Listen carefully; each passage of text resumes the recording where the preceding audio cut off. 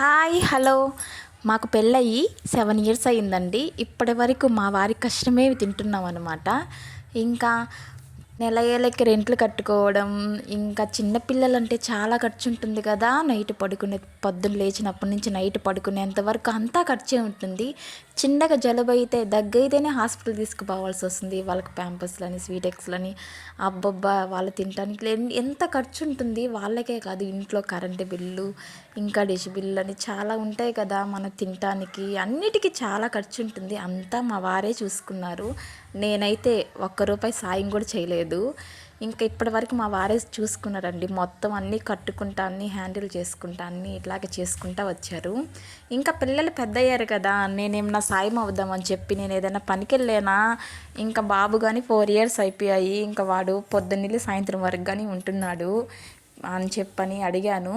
ఏమొద్దు పర్లేదు అని చెప్పాడు. అది మా వారి మంచితనం అన్నమాట.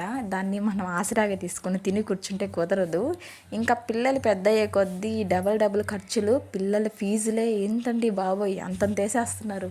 ఎంత ఫీజులు, వాళ్ళ బుక్స్ కానీ ఇంకా పిల్లలకి ప్రతి ఒక్కటి డబల్ అయిపోతున్నాయి. ఇంకా ఇవన్నీ చూశాక నేనైతే ఏదైనా పనికి వెళ్ళాలని, ఏదో ఒక వర్క్ చేసుకోవాలని అలా అయితే అనుకుంటున్నాను.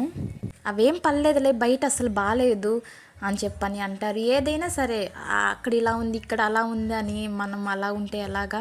ఇంకా ఏదో ఒక స్టెప్ ముందుకేస్తేనే కదా ఏదైనా చేయగలం. ఇంకా అక్కడ ఇంత ప్రెజర్ని ఇంతని కట్టాలి, ఇవన్నీ కట్టుకోవాలి, ఇవన్నీ చేసుకోవాలంటే మా వారికి చాలా ప్రెషర్ అయిపోద్ది.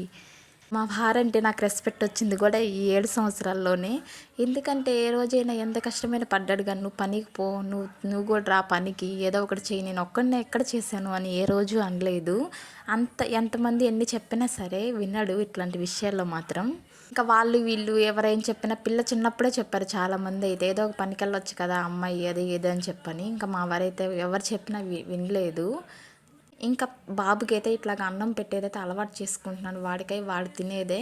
ఇంకా ఈ హాలిడేస్ అయిపోయాక ఏదో ఒక వర్క్ చేద్దామని అయితే నేను ఇన్ని రోజులని ఇలా చూసుకుంటాడు, ఇలా చేస్తాడు, ఇంత కష్టపడుతున్నాడే అని చెప్పని కొంచెం ఫైనాన్షియల్గా కానీ కొంచెం ప్రాబ్లమ్స్లో ఉన్నాం. నేను కానీ ఏదైనా హెల్ప్ ఇలా చేస్తే కొంచెం చేదోడు వాదోడిగా అది ప్రాబ్లమ్స్ అన్నీ సాల్వ్ అయిపోతాయని నా ఉద్దేశము.